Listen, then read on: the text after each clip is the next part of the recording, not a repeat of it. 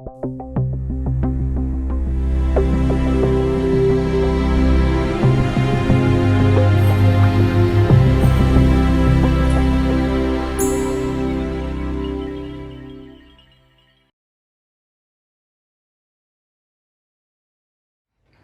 estamos en la lección 7, la segunda parte. Todavía estamos examinando y comparando el sistema teológico de los dispensacionalistas con los teólogos del pacto. Muy bien, vamos a orar.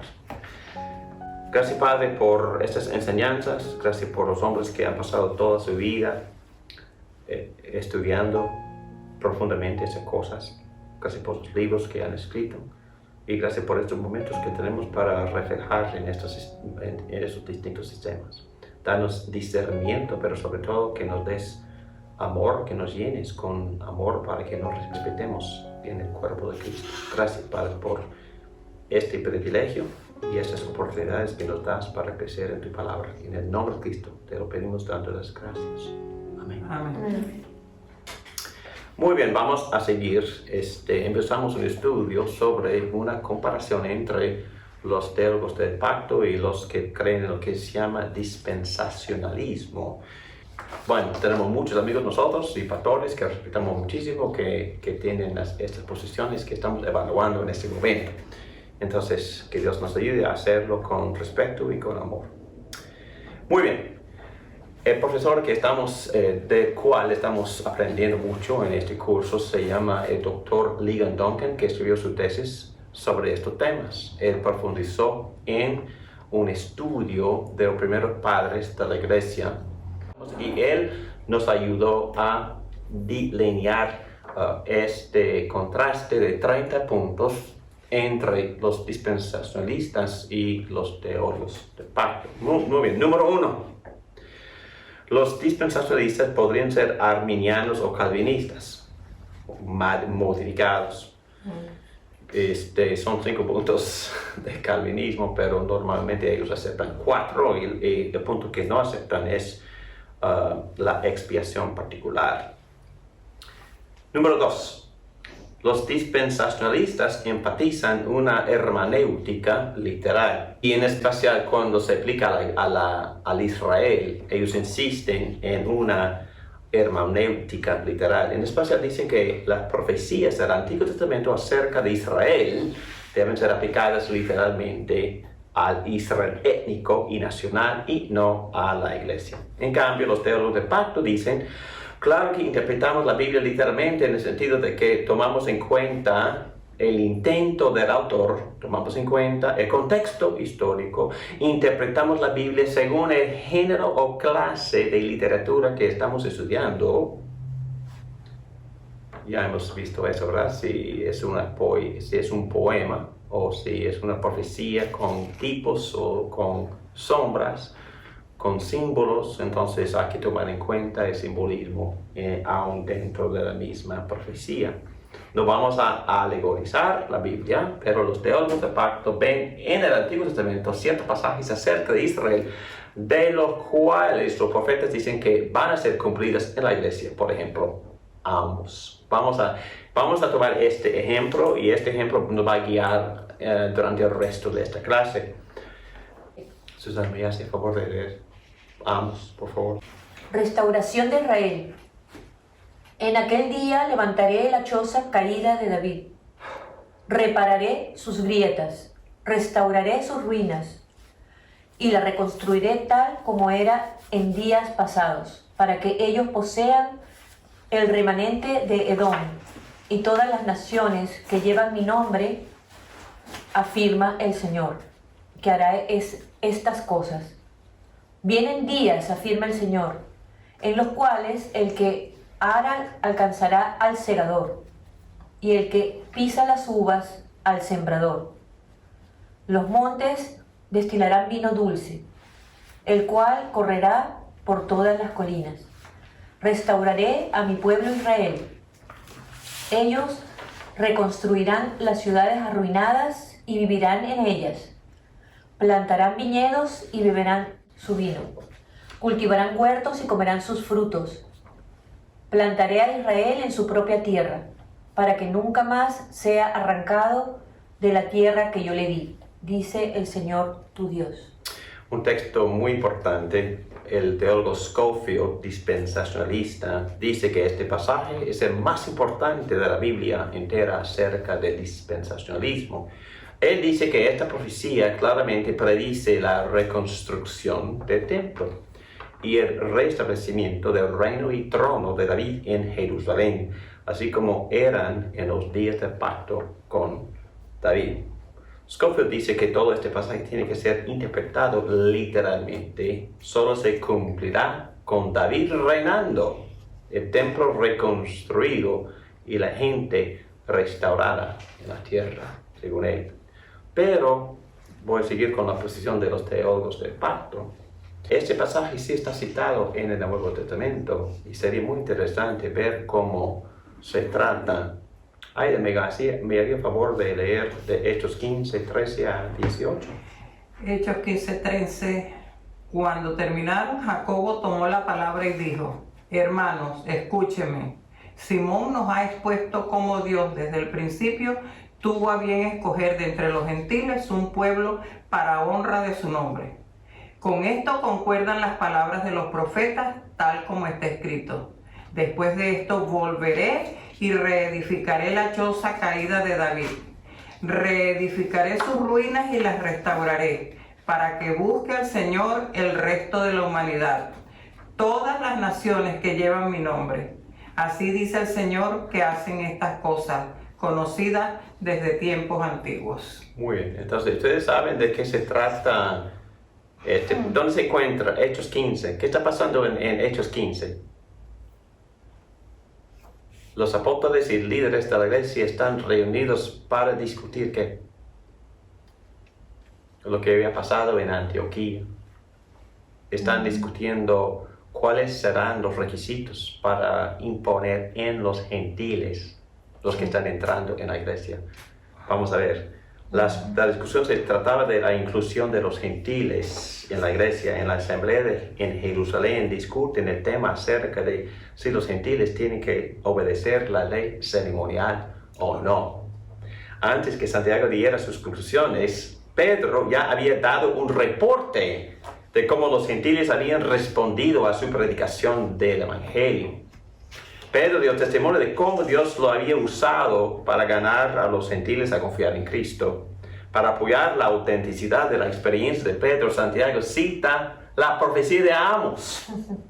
El punto principal de Santiago es que la profecía de Amos es cumplida no por David reinando en Jerusalén, ni por la reconstrucción del templo, ni por la gente regresando a la tierra para plantar viñedos, sino por la inclusión de los gentiles en la iglesia. Con esto concuerdan las palabras de los profetas en el versículo 13. Esta interpretación de Santiago no concuerda con lo que los dispensacionalistas llamarían el cumplimiento literal, pero sí es lo que el Nuevo Testamento considera un cumplimiento de la profecía de Amos 9. O sea que, perdón, la profecía en Amos 9 está hablando de la inclusión de los gentiles. ¿De los gentiles? ¿Según quién? Según Santiago. Según Pero Santiago. ¿en qué versículo se puede ver esa inclusión? Versículo 12. Toda la asamblea guardó silencio para escuchar a Bernabé y a Pablo, que les contaron las señales y prodigios que Dios había hecho por medio de ellos entre los gentiles. Cuando terminaron, Jacobo tomó la palabra y dijo: Hermanos, escúchenme. Simón nos ha expuesto como Dios desde el principio tuvo a bien escoger de entre los gentiles un pueblo para honra de su nombre. ¿Eso dónde está? En el 13. En 13 y 14. Sí, yo sé. Él está citando a Amos, pero Santiago está aplicando Pero están hablando Amos de los gentiles. de los gentiles. Y cuando están hablando de los gentiles, en Santiago Lo nombra reafirma. con Amos. Con Amos. Afirma. Sí. Ok, o sea que está diciendo Cita a Amos como la profecía básica que explica que incluye... que la inclusión de los gentiles en la iglesia. Okay. Y dice que con esto concuerdan las palabras de los profetas. En otras palabras, él está diciendo que Amos también tenía esta posición. Está diciendo Santiago. Ok. otra vez un principio acerca de la hermenéutica. Principio, como ya hemos dicho, el Nuevo Testamento interpreta el Antiguo. El Nuevo Testamento es la herramienta para ayudarnos a interpretar el Antiguo. Es un error insistir en una interpretación literal cuando la enseñanza implica una más simbólica.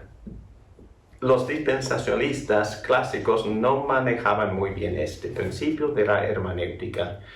Bueno, vamos a tomar un ejemplo absurdo. Si siempre insistimos en una interpretación literal sin tomar en cuenta los modismos, figuras y símbolos del texto, sería una pesadilla tratar de interpretar el libro de Apocalipsis, un libro repleto de simbolismo. Hasta los números son simbólicos. En ese libro, el apóstol Juan quiere que sus símbolos representen otra cosa. Nadie los toma en sentido literal, ni los dispensacionalistas. Mi único punto es que son inconsistentes, porque alguna parte de la Biblia ellos sí practican una interpretación más simbólica, pero en cuanto a las profecías nunca. La pregunta correcta es ¿en qué se basa el simbolismo? Bueno, sería sabio asumir que Juan, un hombre muy bíblico, usa el tipo de simbolismo que usan otros escritores de la Biblia. Por eso sería muy apropiado estudiar el simbolismo de Isaías, Daniel, Ezequiel y luego interpretar el simbolismo en Apocalipsis de una manera parecida. En otras palabras, Juan obviamente o probablemente usaba un simbolismo así como el tipo que usaba Daniel, Ezequiel, etcétera, etcétera. Los dispensacionalistas progresivos practican este tipo de simbolismo, pero los dispensacionalistas clásicos, Scofield y otros, no. En parte es porque ellos no quieren ver el cumplimiento espiritual de las profecías que fueron hechas acerca del Israel físico. No quieren ver un cumplimiento espiritual en la iglesia de una profecía hecha para Israel nacional. Bueno, ya hemos dicho eso varias veces. Quieren que todo sea literal, físico. Aquí entra la discusión acerca de la interpretación alegórica versus la interpretación de tipos. Los dispensacionalistas acusan a los teólogos del pacto de alegorizar las escrituras. ¿Qué significa eso? Alegorizar. Que tiene un significado simbólico. Sí, la diferencia es que cuando la Biblia obviamente está presentando un tipo, hay que interpretar la profecía en términos de ese tipo. Pero sería un error, por ejemplo, tomar una narrativa del Antiguo Testamento y encontrar significado del Evangelio en cada detalle. Eso se llama alegoría. Y ellos nos acusan de ser alegóricos, pero no, estamos tratando de observar la manera o el uso del modismo que está utilizando el profeta, nada más. Y la guía que tenemos es el autor de Hebreos. Porque él nos dice que son tipos y sombras de esas profecías acerca de los sacrificios en el Antiguo Testamento. Todo eso es simbólico, todo es tipo de Cristo, todo es sombra. Y Cristo, él usa esas palabras, Cristo es la realidad. En el Antiguo Testamento la sombra, o la profecía, o el tipo. Entonces hay que interpretar lo que dice el autor de Hebreos. Hay que interpretar las profecías a la luz del Nuevo Testamento. Los teólogos del pacto están de acuerdo que no es apropiado alegorizar las escrituras y dicen que no lo hacen. Pero hay una diferencia entre alegorizar e interpretar basado en tipos. Cuando las mismas escrituras del Nuevo Testamento interpretan al Antiguo Testamento basado en tipos, eso indica que es correcto hacerlo. Y aquí pongo una lista de ejemplos, principalmente en las cartas de Pablo, pero también dos referencias en el libro de Hebreos, donde el Nuevo Testamento interpreta el Antiguo Testamento en términos de tipos y sombras. Hay una gran diferencia entre alegoría y tipología. En Gálatas 4, en algunas versiones de la Biblia, se encuentra la palabra alegoría, pero en el contexto es claro que por la manera en que el término se usa, Pablo no está alegorizando, sino que está usando tipología. y ustedes pueden leer su argumento en Gálatas 4, es un gran ejemplo de la interpretación, de la forma en que el Nuevo Testamento interpreta el Antiguo. 3. Los del dispensacionalismo clásico no creen en lo que se llama la analogía de la fe. ¿Ustedes entienden esa regla de la hermenéutica? Es algo sencillo. La analogía de fe dice que la Biblia tiene un solo autor. ¿Quién es? Cristo. Cristo mismo, por su Espíritu. Y por eso no existe ninguna inconsistencia de comparando una parte de la Biblia a otra parte. Porque por la analogía de fe hay que interpretar una sección por otra. Pero también sigue. Sencillamente hablando, la Escritura interpreta la Escritura. El dispensacionalismo clásico rechazaba la idea de que la Escritura interpreta la Escritura, o que el Nuevo Testamento interpreta el Antiguo Testamento, o que las profecías más recientes interpretan las antiguas, o que los pasajes más claros interpretan los pasajes menos claros. Entonces todo esto es, según prácticamente toda la familia cristiana, estos son reglas aceptables para la hermenéutica. Ellos insistían en que el lenguaje de los pasajes demostraba suficientemente bien que el cumplimiento fuera literal. Es decir, que las profecías hechas a Israel étnico y nacional serían cumplidas para el Israel étnico y nacional. E incluso, si el Nuevo Testamento dice que la profecía se cumpliría en la iglesia, eso no es el último cumplimiento del pasaje. ¿Entienden? Entonces vamos a ver otro cumplimiento. Entonces, otro problema del cual leí es que si ellos no saben cómo esta profecía en su mente, esta profecía literal va a ser cumplida en Israel, entonces tienen que esperar nueva revelación. Eso también puede ser problemático. Rechazan el principio de la hermenéutica que se llama la analogía de fe. La idea, el principio de la analogía de fe es que la Biblia tiene un solo autor, por lo tanto tiene una sola interpretación y no varias. Y la manera en que él interprete llega a la interpretación es por comparar el pasaje claro con el pasaje no tan claro, y también por interpretar la escritura antigua a la luz de la escritura más reciente. Entonces, el Nuevo Testamento será el factor controlador en cuanto a la interpretación. Bueno, voy a hacer la misma ilustración. Nosotros entendemos que la Biblia las profecías tienen una sola interpretación. Por eso, volviendo al ejemplo de la simiente, que Dios le había prometido a Abraham, simiente, ¿verdad? Históricamente hablando, ¿cómo cumplió esa promesa Dios? ¿Quién será? Isaac. Pero también tenemos que una línea de simiente seguía, ¿verdad? Y también se convirtió esa simiente en familia y más tarde en nación.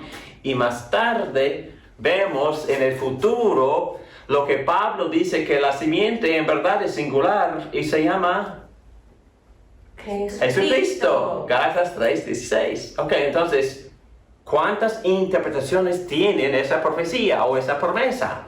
Nosotros diríamos una. Ok, pero esa una interpretación o esa una tiene varias facetas. Pero no diríamos que tiene varias interpretaciones. No, porque Isaac es parte. La familia, que creció hasta 75 personas, la nación también es parte del cumplimiento. Pero Jesucristo y todos los que creen en Jesucristo forman parte de la simiente prometida a Abraham. No diríamos que esta profecía tiene varias interpretaciones, no tiene una sola, pero esta sola interpretación va desenvolviéndose a través del resto de la historia del Antiguo Testamento, y el cumplimiento principal es Jesucristo, pero a la vez todos los que creen y son unidos a Cristo por fe también forman parte de esa simiente. Pero diríamos todavía que es una sola interpretación y no varias Es que esa misma simiente viene desde Adán y Eva. Porque De Adán y Eva, porque Dios había prometido desde Génesis 3:15 una simiente. una Que simiente. pisaría la cabeza. Exacto. Es Entonces, la misma simiente. Exacto. En toda la Biblia, ¿no? Correcto. Y así, por medio de la analogía de fe, uno podría llegar al significado singular de las escrituras. Vemos que el dispensacionalista tiene que concluir que las escrituras tienen significados múltiples. Tomando en cuenta el ejemplo otra vez de Hechos 15, donde Santiago aplica la profecía de Amos a la iglesia, el dispensacionalista clásico diría: eso no concuerda con mi sistema. Por eso la escritura debería tener múltiples significados. Y los teólogos del pacto dicen que no hay múltiples significados, hay un solo significado. Reconocen ellos que a veces se encuentra doble entendre. ¿Se entienden esa frase, verdad? Hay doble sentido, obviamente, es un modismo. Por ejemplo, cuando el apóstol Juan dice que Nicodemo vino a Cristo en la noche, ok, el sol se había puesto, pero también venía en la noche, en la oscuridad. Es ciego. Ciego y en la oscuridad, sin entendimiento. Sin entendimiento. Entonces, en la noche. Entonces, es obvio, ¿verdad?, que hay un doble entendre, pero eso es otro modismo, y no estamos hablando de doble sentido de profecías, estamos hablando de un modismo que se llama doble entendre, se llama. 4. Israel siempre significa Israel étnico y nacional para el dispensacionalista. No significa Israel espiritual, ni que la iglesia es Israel. Siempre significa Israel étnico y nacional. Muy bien, para el teólogo del pacto, el contexto particular del pasaje determina en qué sentido el término es usado. Por ejemplo, Filipenses 3:3. En Filipenses 3:3, Pablo dice que los de la circuncisión somos nosotros, pero es muy interesante que Pablo usa otra palabra, porque cuando dice que ten cuidado de los de la circuncisión, él usa una palabra muy fea, que es en griego, que es katatome, que quiere decir mutilación, es decir, problemas. Pero cuando dice que somos de la circuncisión verdadero, que adoran a Dios en espíritu, él usa la palabra peritome, que significa la circuncisión verdadera, la circuncisión, pero él obviamente, ¿en qué sentido está usando la palabra circuncisión en 3:3 de Filipenses? ¿Qué significa ese tipo de circuncisión? La circuncisión somos nosotros. Los cristianos verdaderos. Dice, por la circuncisión somos nosotros, los que por medio del Espíritu de Dios adoramos. Amén. Ok, entonces él está hablando obviamente de qué tipo de circuncisión. Espiritual. Una persona definitivamente, persona que tiene corazón circuncidado, una persona llena de Espíritu Santo que está adorando a Dios en espíritu. Amén. Ok, entonces obviamente Pablo usa así el término. En Gálatas, la circuncisión es el grupo de herejes que insisten en la circuncisión para ser justificados. En ese contexto, La palabra que está usando es la fuerte, ¿no? La de cortar. sí, pero vuelve a usarlo de forma diferente. En Gálatas. Vamos Dice a ese grupo de herejes. de judaizantes que insistían en que la persona que creía en Cristo tenía que ser circuncidada para ser justificada. ¿Ok? Entonces, fe más obras para ser justificada la persona. Gálatas 6, 1, 6. Pero en Gálatas capítulo 6, versículo 12. 12. Okay. Los que tratan de obligarlos a ustedes a circuncidarse lo hacen únicamente para dar una buena impresión y evitar ser perseguidos por la causa de la cruz de Cristo. Ni siquiera ellos que están circuncidados obedecen a la ley. Lo que pasa es que quieren obligarlos a circuncidarse para luego jactarse de la señal que ustedes llevarían en el cuerpo. En cuanto a mí, jamás se me ocurra jactarme de otra cosa sino de la cruz de nuestro Señor Jesucristo, por quien el mundo ha sido crucificado para mí y yo para el mundo. Para nada cuenta estar o no estar circuncidados. Lo que importa es ser parte de la nueva creación. Amén. Paz y misericordia desciendan sobre todos los que siguen esta norma y sobre el Israel de Dios. Ok, ustedes han leído eso.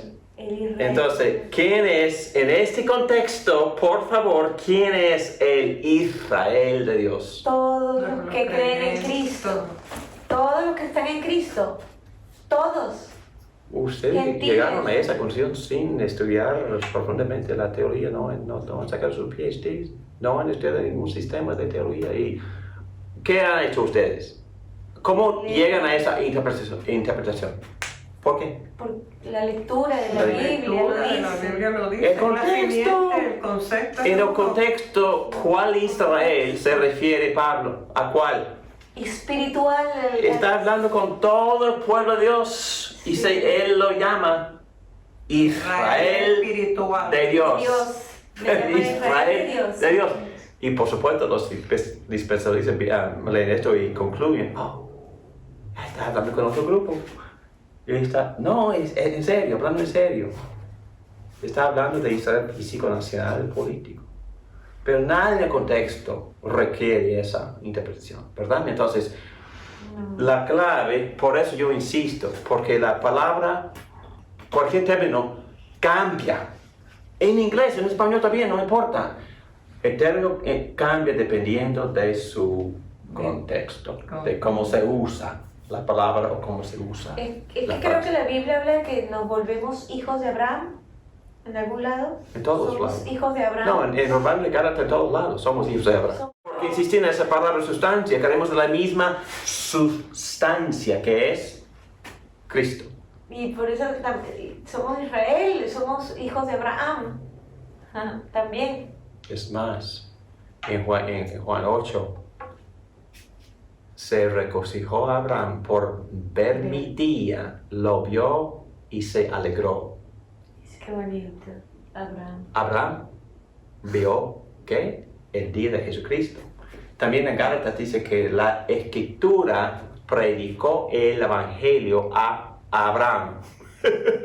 Entonces, Wow. Abraham creía en el mismo Cristo en que yo creo. No con el mismo entendimiento, pero con más entendimiento de lo que nosotros, por lo menos, por lo que nosotros le damos crédito. Claro. Porque Abraham entendía que iba a dónde? A una ciudad celestial. Y Abraham, sí, Palestina, qué bueno, pero él entendía Claro.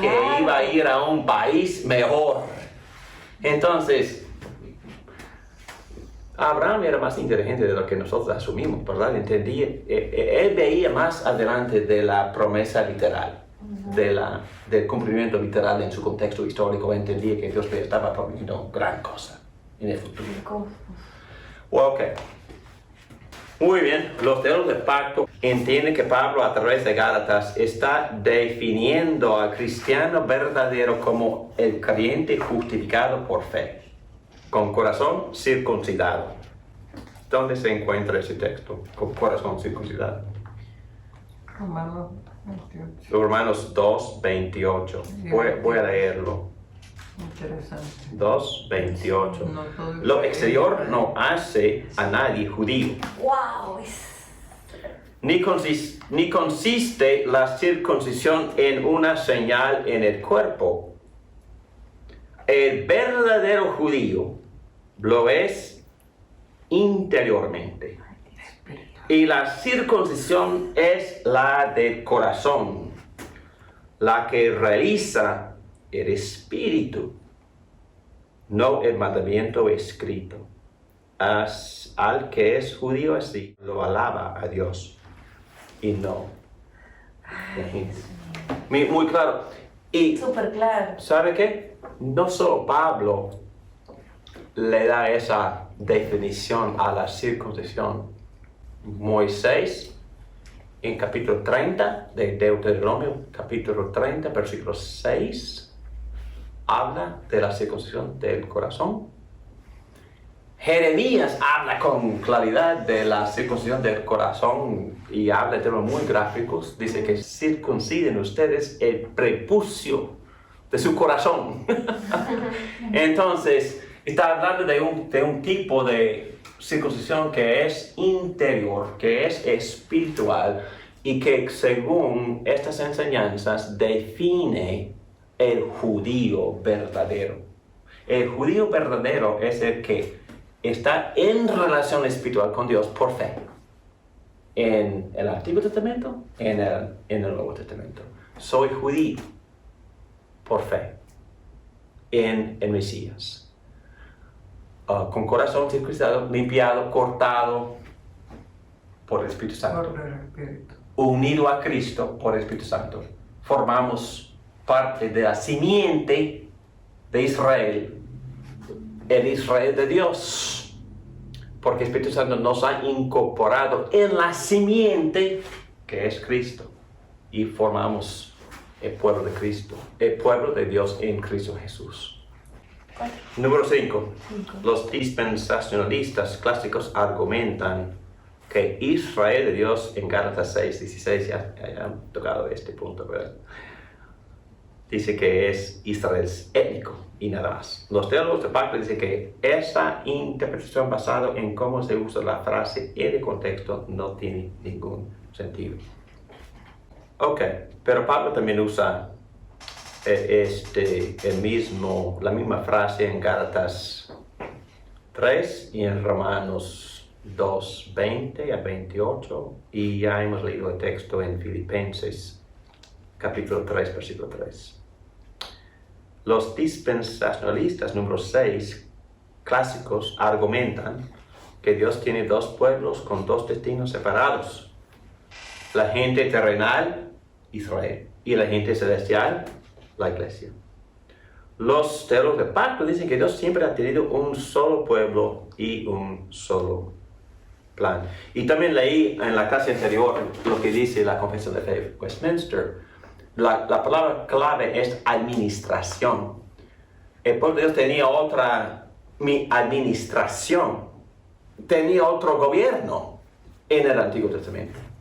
Tenía una administración de sacrificios, de leyes ceremoniales, gobernado por la teocracia, ¿verdad? Según las leyes que Dios le había dado a Moisés.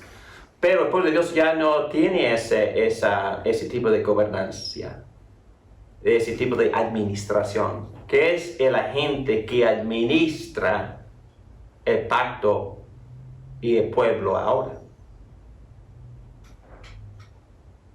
¿Qué es la institución que administra o qué sistema de administración tenemos bajo el nuevo pacto? Es mi pregunta.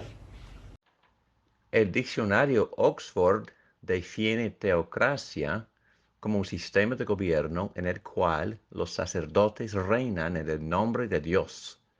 Bajo el antiguo pacto, la vida religiosa y civil de Israel eran unidas bajo los mismos líderes. Pero bajo el nuevo pacto, en el Nuevo Testamento, los líderes eclesiásticos son distintos a los líderes estatales. Véase, por favor, Romanos 13, 1 a 7. ¿Qué es la institución que administra o qué sistema de administración tenemos bajo el nuevo pacto? Es mi pregunta. ¿Cuál es la administración o qué es la administración? ¿Qué es el agente administrador? El Espíritu Santo. Pero tiene gobierno, ¿no? ¿Cuál es el gobierno? La iglesia. La iglesia, sí. Y la iglesia sí tiene un sistema, pero sumamente más sencillo comparado al sistema bajo Moisés con la teocracia. Ya no tenemos teocracia, tenemos iglesia. Y no es la misma cosa. Es una administración más sencilla, pero de todos modos es un gobierno, es una administración. 7. Los dispensacionalistas dicen que la iglesia empezó en el día de Pentecostés. La iglesia no existía antes de Pentecostés. Hay teólogos del pacto que también dicen que la iglesia empezó en Pentecostés. Bueno, hay una lista. Sin embargo, Machen, el teólogo, no negaría que Dios siempre ha tenido un solo pueblo. Los teólogos del pacto dicen que Dios tiene un plan y que Israel y la iglesia están integrados en este plan singular. Integrado. La iglesia comenzó con Adán, según el teórico del pacto, y llegó a su cumplimiento en el Nuevo Testamento. Además, los teólogos del pacto señalan, basado en Hechos 7, donde Esteban, quien fue martirizado, habla de la iglesia, eclesia en griego. Hechos 7, 13, 8. En el desierto. Este es aquel que estuvo en la eclesia, la misma palabra que traduce iglesia. Ok. Los del dispensacionalismo dicen que en la iglesia no fue profetizada en el Antiguo Testamento, era un misterio oculto hasta en el Nuevo Testamento. Los del pacto dicen que hay muchas profecías en el Antiguo Testamento que son cumplidas en la iglesia, tal como Amos 9. 9. Los del dispensacionalismo clásico argumentan que todas las profecías acerca de Israel son para el Israel físico, literal, nacional y étnico, y no para la iglesia. Los del pacto dicen que eso depende. Algunas sí, otras no. Algunas pertenecen al Israel nacional y otras al Israel espiritual, la iglesia. Siempre es necesario estudiar el contexto. Los del dispensacionalismo clásico veían que el propósito central de Dios en la historia se enfocaba en su bendición a Israel, el Israel literal, étnico, nacional.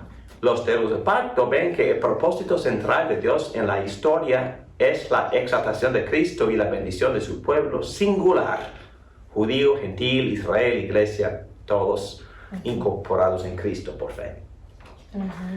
11. Los de dispensacionalismo clásico consideran que la iglesia es un paréntesis, que Jesús vino y ofreció su reino a Israel, e Israel rechazó al Mesías. Por eso Dios tuvo que resignarse e implementar plan B. El plan B es la iglesia. Los judíos rechazan el reino de Dios. Entonces Dios ofrece su reino a los gentiles. Y así empezó la era de la iglesia, que le llaman el gran paréntesis. Según ellos, las profecías con respecto a Israel el nacional se detuvieron y no se resumen hasta que se acabe la era de la iglesia. Por eso el rapto de la iglesia es necesario. Es necesario sacar a la iglesia fuera del mundo para que las profecías con respecto a Israel nacional puedan ser reinstaladas y los cumplimientos de aquellas profecías puedan empezar de nuevo para Israel. Esto revela un problema al considerar el restablecimiento del Estado de Israel en 48 como un cumplimiento de la profecía para Israel nacional. El problema es que los gentiles de la iglesia todavía están aquí. La iglesia no ha sido raptada. La iglesia es en un paréntesis, un plan B según los del dispensacionalismo. Para los del pacto, la iglesia es el gran diseño de Dios en todas las eras. La iglesia es la única cosa singular que permanecerá hasta los nuevos cielos y la nueva tierra. Sí. Número 12. Los teólogos de dispensacionalismo dicen que el heredero es Israel, literal, étnico y nacional. Los teólogos del pacto dicen que todos que están en Cristo son los herederos de esas promesas. Este es el argumento de Pablo en Romanos 4 y en Gálatas 3. ¿Quiénes son la simiente de Abraham? Los que reciben a Cristo por fe. El heredero principal es Cristo y el Israel espiritual, todos los que están unidos a Cristo por fe. Número 14.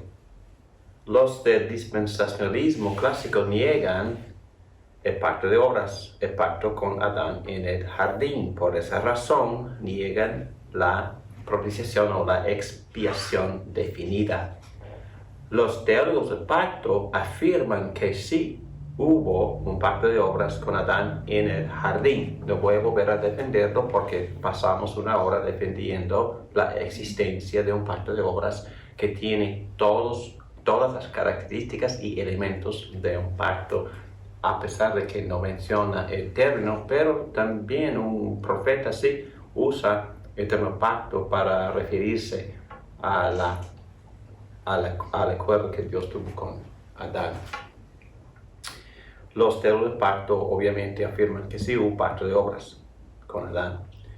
Número 15. No.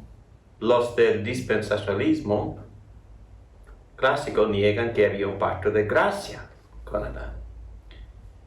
Los teólogos de pacto basados en la exposición de Génesis 3:15 creen que nuestro antepasado Adán caído fue redimido de su pecado e incluido en el pacto de gracia, pero también tenemos esa promesa, ese pacto de gracia en Génesis 3:15. 16. Los del dispensacionalismo clásico dicen que Israel tomó una decisión precipitada e imprudente cuando aceptó la ley en el monte Sinaí. Los del pacto dicen que Dios no le dio a Israel ninguna opción o alternativa para no recibir la ley. Entonces no fue apasionado o opcional. Número 17.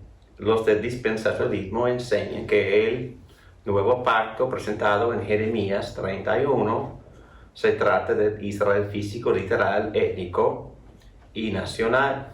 Y cuando Jesús dijo en la última cena, esta copa es el nuevo pacto en mi sangre, ese pasaje no tiene nada que ver con el pacto con Israel, dicen ellos. Los teólogos del pacto dicen que esas palabras de Jesús sí cumplen las promesas de Jeremías 31. Dicen que estas palabras hablan de judíos y gentiles unidos en Cristo para formar el único pueblo unificado de Dios. No se preocupen, en la próxima clase vamos a profundizarnos en estas profecías de Jeremías.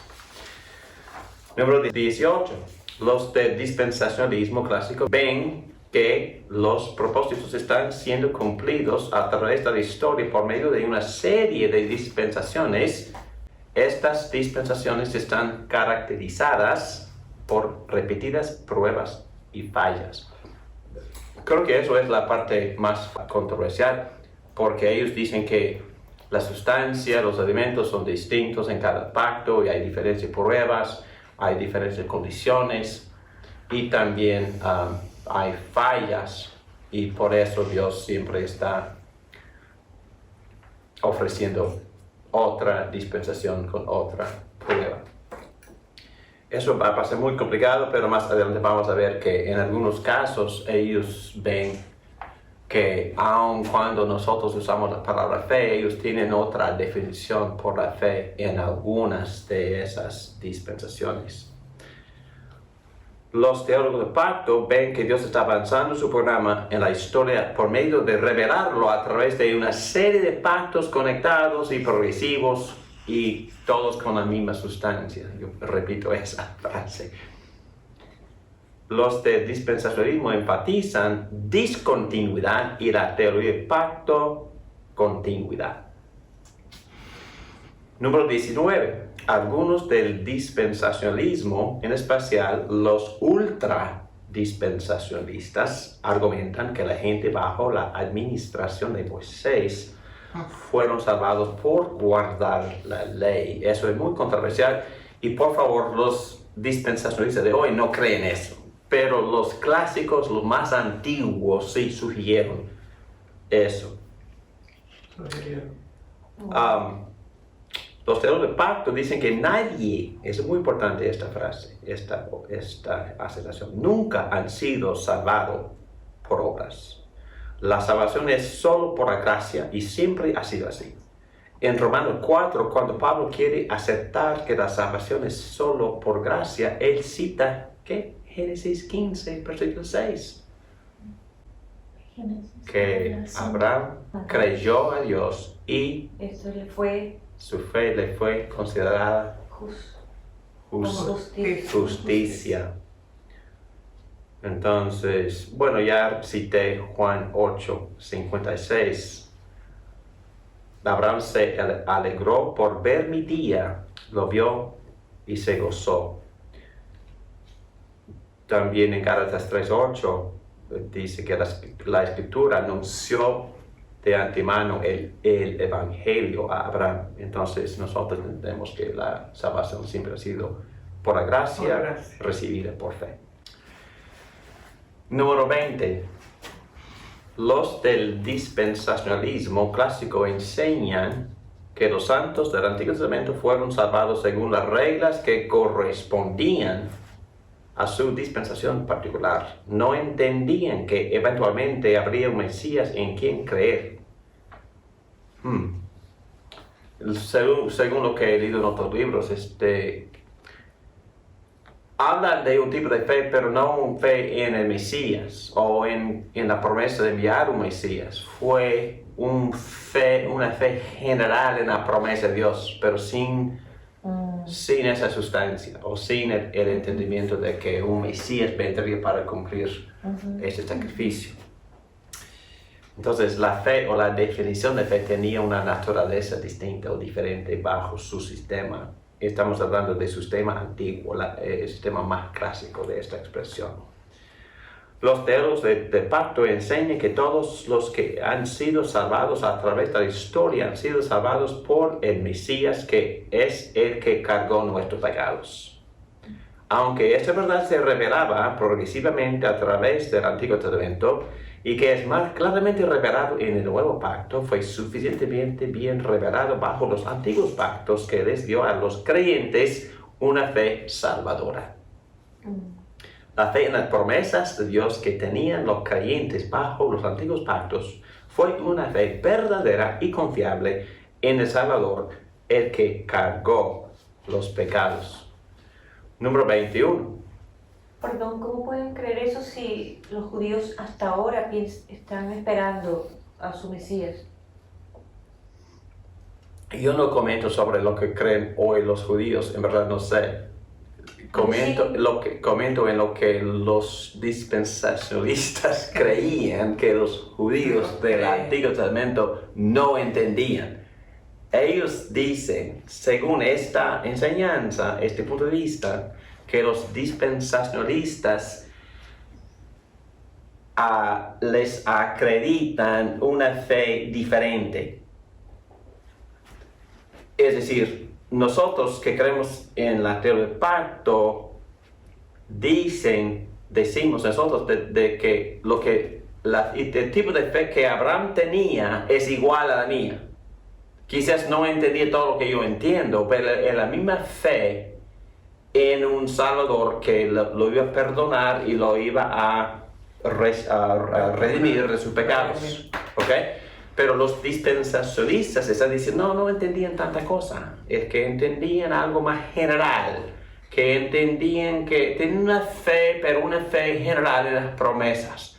Pero no fue una fe específica en un Mesías que nos iba a salvar del pecado. Es lo que dicen. Es lo que dicen. Los dispensacionalistas. Clásicos. Sí. Los modernos o los progresivos, no, ellos dicen que no, la salvación fue igual. Entonces la forma en que se recibiera la salvación bajo el antiguo pacto o los antiguos pactos es por fe. Y la misma fe. Han cambiado, han progresado, por eso se llaman progresivos. Pero estamos examinando. Es muy bueno hacer las distinciones, porque lo de hoy no creen eso, pero los clásicos, estamos hablando de Dabney y de Scofield, y quizás más adelante con Schaeffer, quizás con Schaeffer, pero definitivamente los primeros dos, Dabney y Scofield.